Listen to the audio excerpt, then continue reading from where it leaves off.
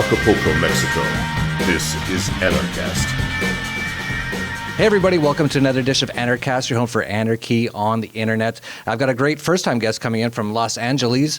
It's Hunter Thompson of Cash Flow Connections. He's very involved in real estate, and he really wanted to reach out to a lot of anarchists, libertarians out there, and let them know about the real estate market and what's going on. So we're going to get into a lot of finance, economics, investment sort of related stuff. So if that stuff's not for you, you might want to click off. But if it is for you, definitely continue to stay tuned. We're going to get into that. But before I get started, Hunter, I got to make sure you're a decent human being. How did you become an anarchist?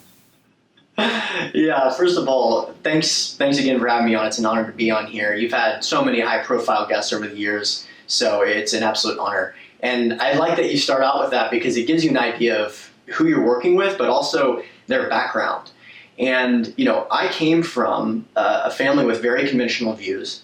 And when you come from a family with very conventional views about government and support of government programs, you're basically completely intertwined in that paradigm because when you go to school, particularly public school, you're being taught by people that you perceive as a young person to be experts in those fields. So things like history, for example, and your teachers are overwhelmingly collectivists and supporters of government programs. But when you're young like that, you don't understand that the infrastructure is completely set up and the way that incentives work, it's completely set up. Of course, they're proponents of government programs. They're direct benefactors of a major government program. And so, that is very much the case in high school, and it's similar in college. I studied political science and took a lot of economics classes and never really got sincere pushback from anyone. And the reason for this is that it's challenging to get pushback when you're still involved in the paradigm. It's just a matter of a shade of gray, right? If you support government, it's just a matter of how much totalitarianism you particularly favor. And so, in those years, I was very much considered myself to be an anti-war activist, 2004, 5, 6, 7, and that was really the major driving factor in what I believe from a philosophical standpoint. And it wasn't really until, Obama ran his campaign on transparency and very much anti-war and getting rid of all these slaughters that were taking place all over the country. And when he won and not only failed to deliver that, but did very much the opposite and went on to bomb 7 countries and expand the debt and expand the surveillance programs and pursue whistleblowers, that was really eye-opening, but it wasn't anything compared to the lack of reaction, the total silence of the political left. And this is when I realized this is just a sports team that people are rooting for. It's completely unrelated to the functionality of what's taking place. It wasn't until right around that time, I'd say, someone put forth a philosophy or an ideology or a question that was really, really important to me. I'd been looking for questions like this my whole life and made a lot of common sense, and I'd never been exposed to it. And when you find yourself getting confronted with an idea that makes a lot of sense that you've never been exposed to, it's almost exclusively because you've been intentionally lied to and misled up until that very moment.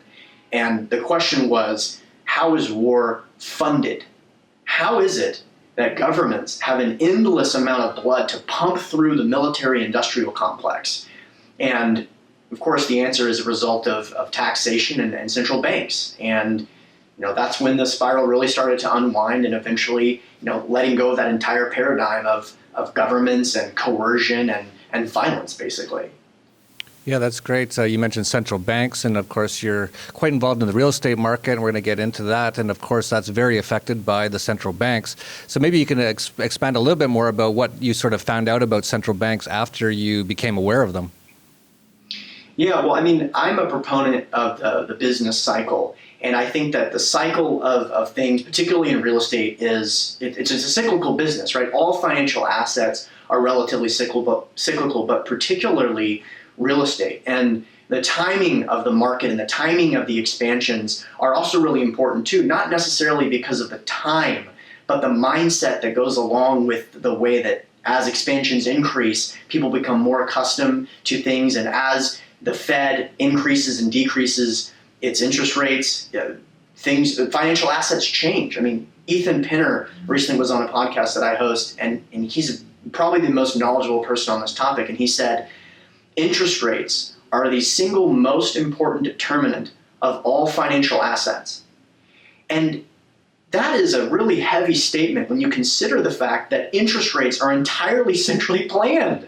So when you see these insane booms and busts in all financial assets, and you go to read books about it, and they never say, oh, by the way, this is probably the most important piece of the puzzle, and it's an entire government monopoly. Like, you would never even know that if you didn't go to like the right sources. Mm-hmm. So, that was kind of my introduction into some of this stuff. But yeah, just to give you a brief answer about the central banking cartel, that's pretty much my perspective on that. Yeah, I was quite similar in that I didn't understand it at all either. Of course, they don't teach it in the government indoctrination camps where they enslave children for 12 years to learn mostly useless and false information. But it is so crucial, and that's one of the things that so many people just don't realize, and that's why I do write The Dollar Vigilante. Is a big part of it is to expose what central banks do. And I found out about it after I lost hundreds of millions of dollars during the tech bubble that I had just recently made. So it wasn't like I had it very long, but I made it all during the tech bubble in a couple of years, and then it all just disappeared overnight. And it was after that all collapsed, and after I kind of got back on my feet a little bit and started looking around going, what the heck just happened? Someone passed me the book, The Creature from Jekyll Island by G. Edward Griffin, numerous time past Anarchast guest, past Anarcho speaker, and that really just taught me so much about how all of this stuff works. And that's actually what led me down the road to starting the Dollar Vigilante, is realizing that most people just have no idea how any of this stuff works. So it's quite amazing, actually, that so many people seem to do okay investing and other things without having this knowledge. Right. Yeah, that's a good point. Yeah, like how did they even know? But that's what happens, and you pointed out the business cycle, and that's of course one of the main focuses of Austrian economics is the business cycle and how central banks affect all that. And again, you pointed out people have no idea how much central banking affects things. And you could even look at a place like Japan where they've got negative interest rates and all that sort of a thing, and how that can be directly linked to the amount of the population is going down dramatically. People just aren't having kids, and it's because it's all linked to the economy. People are like, okay, I don't know if I'm going to have a job next year. I'm not going to, it's so many things tied to it. And as you pointed out, most people have just no idea about it. So let's get into investment and stuff like that, because one of the big sort of hopes or goals of mine is to make as many anarchists as rich as possible, as wealthy as possible. And cryptocurrencies have been a huge part of that. And that's something I focus a lot on, both here at Anarchast and Dollar Vigilante. But there is other things to invest in. And of course, you always want to be a little bit diversified at the very least, because you never know what's going to happen. And, cryptocurrencies are quite new. You don't want to put all your money into that. And one of the things that I say at the Dollar Vigilante is hard assets are another really important thing. And of course, that would include gold, silver. It would also include things like real estate. But real estate's not that easy for most people. And of course, there's it's different in every location, and there's residential versus commercial, investment properties, things like that. Let's start right at the beginning on what you would sort of suggest, or what you'd kind of do even at Cash Flow Connections to, what you would recommend people, how they look at real estate. Sure. So, let's start from a big picture perspective and kind of justify my perspective on some of these topics. So, we mentioned earlier the business cycle. We're currently in our 99th month of this expansion. So, since June of 2009, the expansion started. That's kind of the trough working towards the peak. And so it's been 99 months since that date. Now, to put that in perspective, since 1857, there have only been 2 expansions that were longer than 99 months. That's with 33 market cycles in that time period. And another thing to look at is a lot of economists look at the post-war period, the post-World War II period, because of the amount of changes that took place globally, but specifically in the United States. And the average expansion in the post-war period is about 58.4 months. So we're looking at almost twice the expansion period that we're currently living in. And this is why so many people are so concerned about recessions. And I was at a Mises event not too long ago where almost all of the questions had to do with when is the recession going to happen? When is the bubble going to pop? And this is why I felt so motivated to come on to programs like yours and just share this message with anarchists and libertarians. And the reality is you don't necessarily have to be completely afraid of economic corrections. If you're confident that there is going to be a correction, which of course we all should be, then you can build your portfolio around that thesis. So what have I done over the last several years is focus on recession-resistant asset classes. And these are asset classes where the demand for the product actually increases or is at least stabilized during these corrections. So I look at things like mobile home parks and self-storage facilities. And mobile home parks are kind of a great example of this because you can see how they're basically inversely correlated with the overall economy. The worse the economy does, the better mobile home parks do, and the more demand there is for that product. There's a couple of interesting things about mobile home parks in particular. First of all, a lot of them were built, or the vast majority of them were built in the 60s and the 70s as part of a veterans housing program. And originally they were kind of thought of as upscale communities, retirement homes, etc. But that has really deteriorated over the years. And now it's basically impossible to build new mobile home parks. So you have this thing going on where the more demand there is, the more affordable housing that is needed, and each year the number of mobile home parks actually decreases because municipalities want to rezone them. And you compound this with the fact that each day, there's about 10,000 baby boomers retiring each day, and they have very, very little savings. And so they're really reliant on Social Security. But the math just isn't really in their favor. The average Social Security check is about $1,200 or $1,300 a month, and the average two-bedroom apartment in the US rents for like $1,400 a month. So the math just doesn't make sense. They're not going to be able to live out their years without savings depending on Social Security. So it's just going to continue the demand for the product, and you have this really rare situation where there's increasing demand and a stagnating or decreasing supply. And that will kind of paint a picture of some of the investments I look at, one asset class in particular. Yeah, you brought up socialist insecurity, as I call it, and of course that'll be really inflated away over the next few years, not to mention it's absolutely bankrupt. So this is going to be a huge mess when this all comes crashing down. And you also brought up an interesting point, how the central banks create the poverty that causes people to have to live in mobile home parks, and then the government comes in and regulates them so much that people can't do mobile home parks. It's like, exactly. When does the central banking and government, when do they stop ruining everything? It's just constantly. But, the good thing is anarcho-capitalists and people who are smart, and that's actually a sort of a mentor of mine, Doug Casey. He calls himself a speculator, and he basically has made most of his money off of seeing these issues caused by governments and central banks and speculating and investing in it. So maybe you can carry on from there. Yeah, I mean, that's a good point. And obviously Doug Casey is I'm a huge fan of his, and his perspective has definitely affected me over the years. And he's actually coming on as a guest of my podcast as well soon, which I'm extremely excited about. I don't even know how to prepare for that because of just the massive amount of information that guy has. But to answer your question, when are they going to stop? Never. They'll never stop. And the reason is that their incentives are so far aligned. People are always interested in, and to see that housing prices increase and the whole rent is too damn high movement. Well, look at the way that politicians' incentives are set up. It's impossible to get reelected if people's houses are underwater. And so the only incentives they have are to keep house prices inflated. And what mechanisms do they use to do that? Well, they have a combination of debt and regulation and interest rates. And all of those movements they just combine them to get themselves more control via regulation and then use debt and interest rates to inflate prices. And so, of course, interest rates are going to be low, and of course, asset values are going to be high.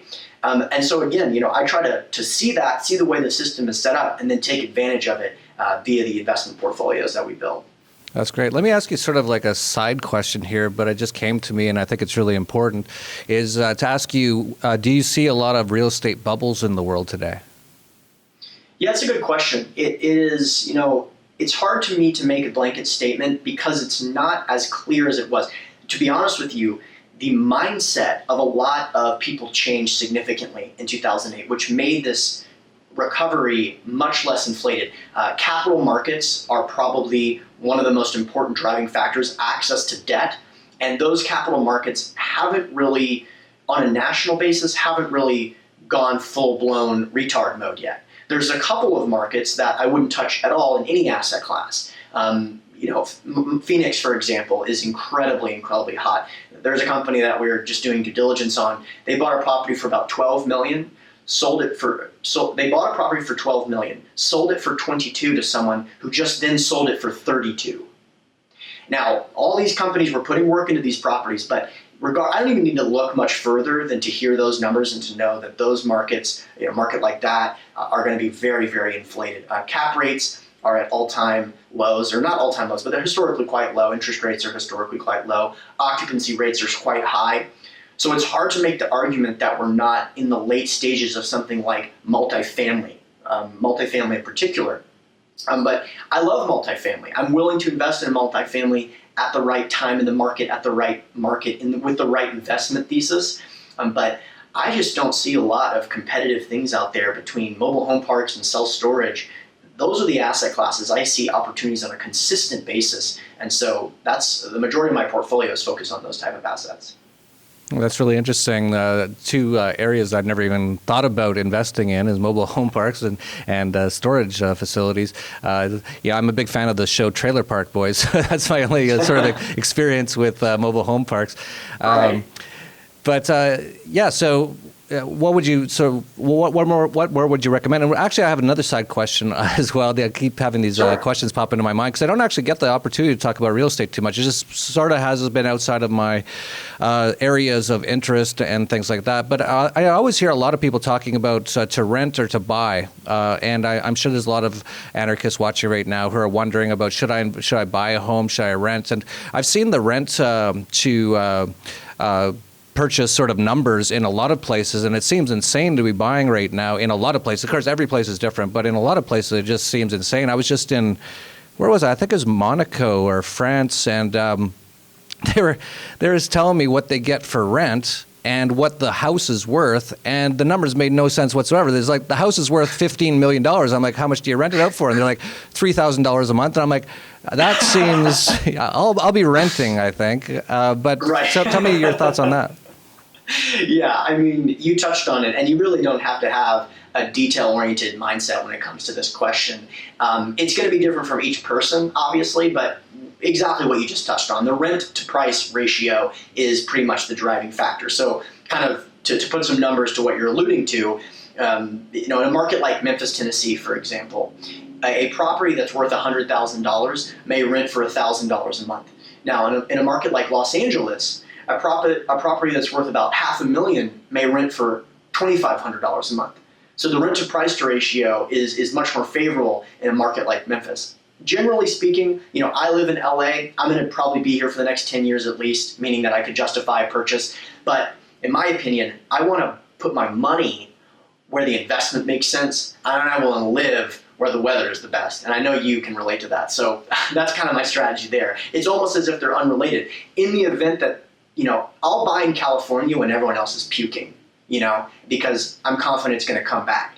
But there's just other opportunities out there to get a stronger ROI on your money than to put a significant portion of your net worth into where you live, because it's not going to provide you with cash flow, which is really what it's all about to me. I mean, when I talk to most people, their number one goal, if you really grind them down and make them identify what their number one goal is to have their passive income pay for all of their expenses.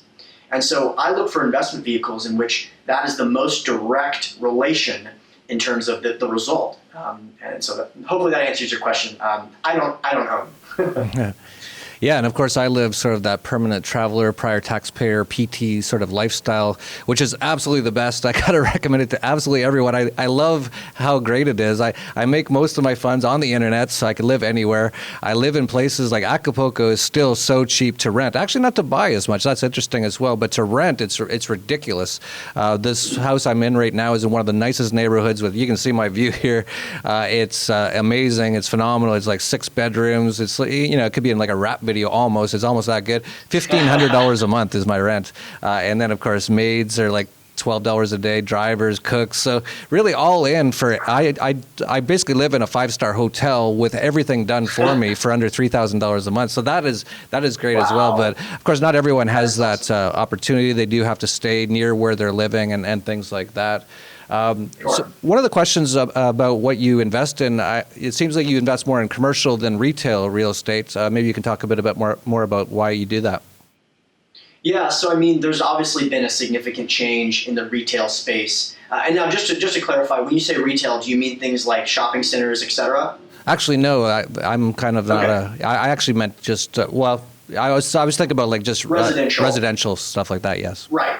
Okay, cool. Yeah, that makes sense. To me, it's because of the fact that there is a significant amount of math involved in commercial. People think of these as investment vehicles, and it's very straightforward. Now, it can be very complicated, which can add some value add potential, but at the same time, the complications allow for there to be a significant discrepancy between a sophisticated operator and a mom and pop operator. So with residential, it's really straightforward. If you have a property, it's rented. Is it rented for a market rate or not? With something like self-storage, it operates much more like a fully functioning business. So each line item, if you think about it on Excel, each line item can be completely optimized. I'll give you a couple examples. So with self-storage, we have a relationship with U-Haul, and we can purchase properties based on their in-place income. And then once that property is purchased, we call our contact at U-Haul and allow them to park 14 to 40 trucks on the facility. We don't buy the trucks, we don't maintain the trucks, we just allow them to park their trucks on the facility, and we rent out those trucks and get a commission from U-Haul for facilitating the transaction.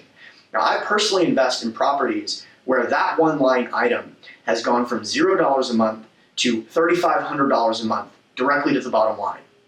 So if you're looking at that on a multiple of income basis, that's literally about $500,000 of value or more that you're adding within 6 months without any capital expenditure. I just don't see a lot of other opportunities out there where you can do something like that.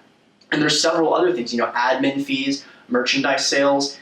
We bought a property not too long ago where the owner was just simply renting out his pair of scissors to any mover that needed to cut their boxes. Now, that may not really matter that much on a cash flow basis, right? That's $7 a pair of scissors or something like that. But that can show you the mindset of some of these operators out there. It's a very fragmented business. So there's a tremendous amount of mismanagement, and you can buy those properties based on in-place income, implement these strategies which have been tested over decades through dozens of properties, and it really adds value to the property. And again, relatively low risk in terms of the lack of capital expenditure. So I'm always looking for risk-adjusted returns, and that U-Haul strategy can give you an idea of risk-adjusted. The worst case scenario, no one rents them, we give the trucks back. It's kind of a no-brainer. They're not all that easy, but that's kind of that can give you an idea of what I'm looking for when I try to justify looking at the more complicated asset classes like self-storage. And for people out there who are watching and thinking, hey, that's a really interesting idea to invest in mobile home parks or storage facilities, how do you go about that? I wouldn't even know how to do that. How do you go about doing that? Sure. So this is where my business really creates that opportunity. So a lot of the stuff that I've talked about related to investments, this makes sense from a big picture perspective. You could read an ebook in 45 minutes and grasp these concepts, but the reality is the execution of these strategies is really what's critical. So for me, we have built relationships with the most effective managers in the country, people that own hundreds of millions of dollars of real estate that are top 50 in the country in terms of assets under management, et cetera. And we actually conduct due diligence, we invest alongside of our investors and majorly vet these opportunities. Of course, investors need to do their own due diligence, but we're there to facilitate this transaction so that they can be passive investors without having to go out and buy a property themselves. Because particularly with something like self-storage, the key is to leverage other people's expertise in the business rather than try to do it yourself. Now you can, if you're trying to do that yourself, I'd be happy to help you out on that route. But my personal strategy is to leverage other people's time, energy, and expertise and their access to credit. I certainly wouldn't be able to get a $30 million loan to purchase some of these properties. So we leverage experts' expertise, and people get to spend the time doing what they like. That's the whole goal, is a passive investment.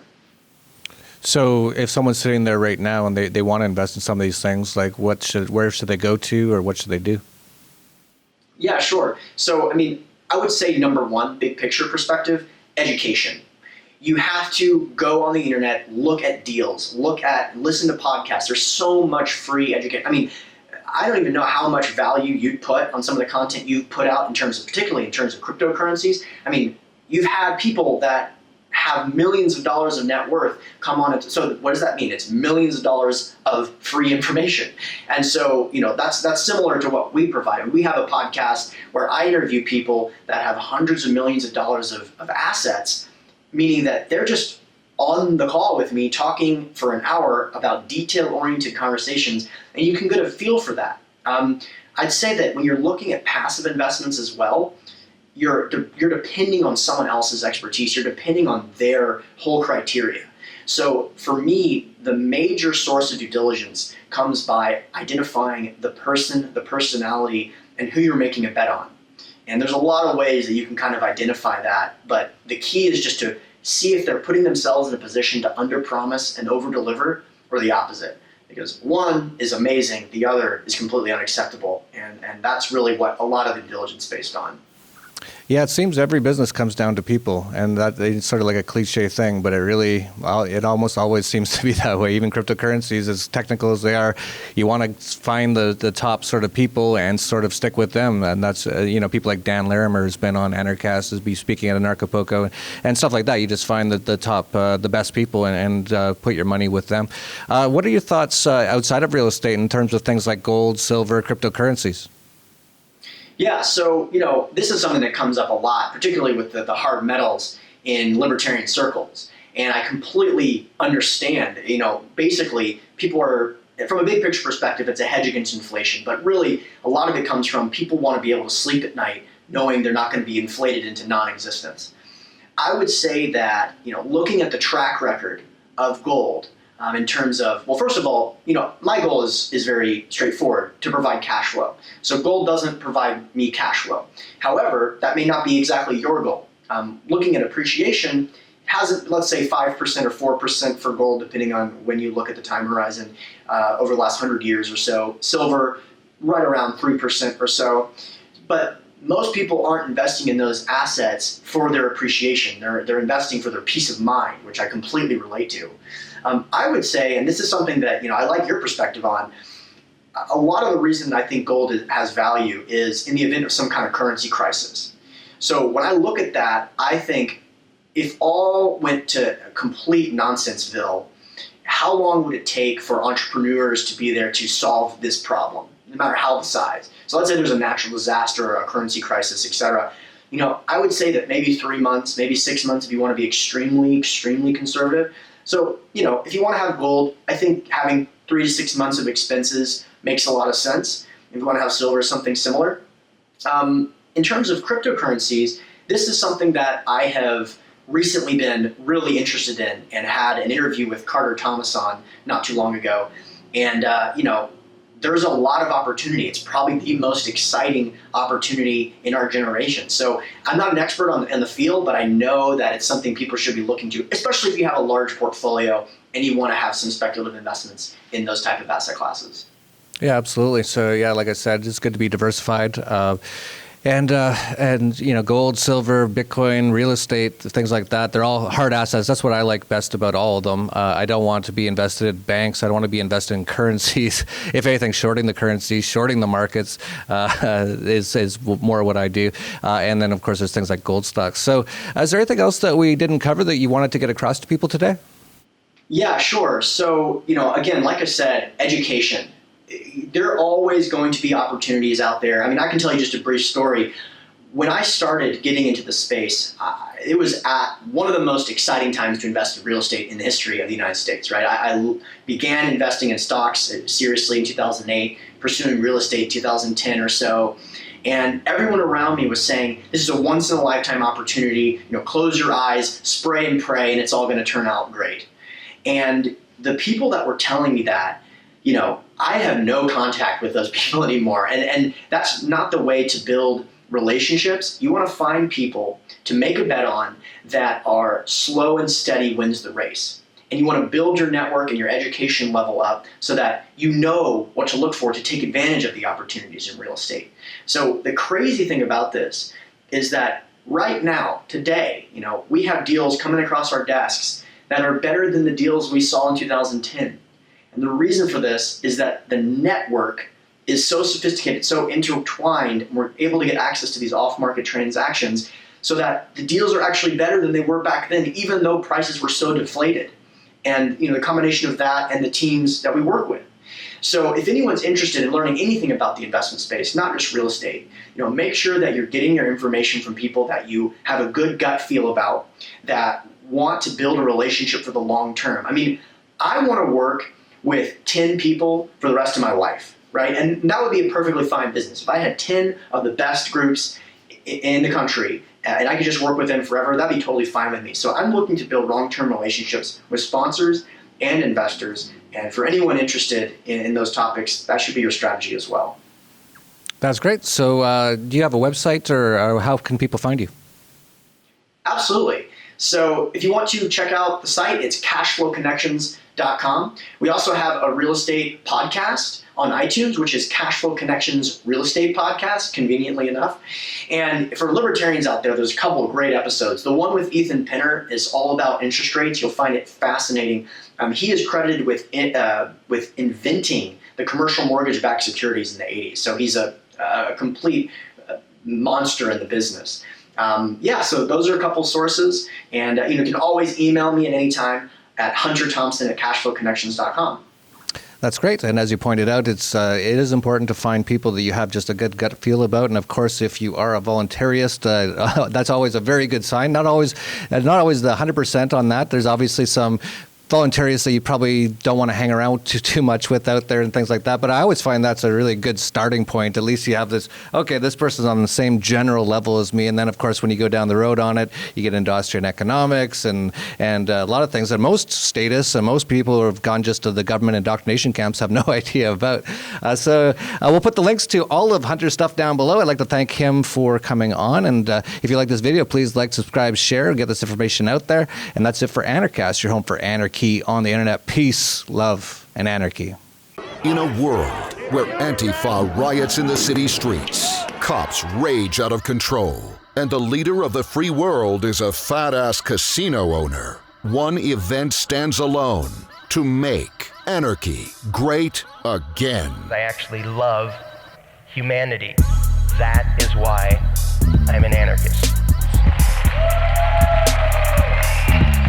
Words in the building like we the ceiling, we illin'. No matter who find it appealing, I'm here and I got a feeling that we'll be dealing a lot of pain with a penicillin get drilled in your head. That we are monsters and yeah, we come from the slums and for months we've been pumped, but for once I am now comfortable. I want to grow, I want some more success, and I want to know that greatness can't be rushed, can't be lust, so face the bus. Feel free to hate on us, we lace them up. Dudes, we done paid them up. Keep snakes away from us and safe from us, you might wanna be. Remember when clowns used to make fun of me and now they wanna be me? See me and they run at me, I'm gonna be the greatest, yeah I wanna be, but I am not the one to be the fakest for the sake of being played. I'm here like I never left, said to hell. Nah, cause I can't just fail, so just prepare your ears, it'll get for real. Okay, from here, we will never go for sale, it's grind time. My mind and my thoughts, my highs and my faults, my wins and my loss. When will I fall off? It's a test for me. You are now listening to Veracity. Yeah. Fuck the media, fuck the banks, fuck drone strikes, fuck tanks, fuck hunger, fuck war, fuck ignoring of the poor, fuck the left, fuck the right, fuck the government. Thank you, thank you, thank you, thank you.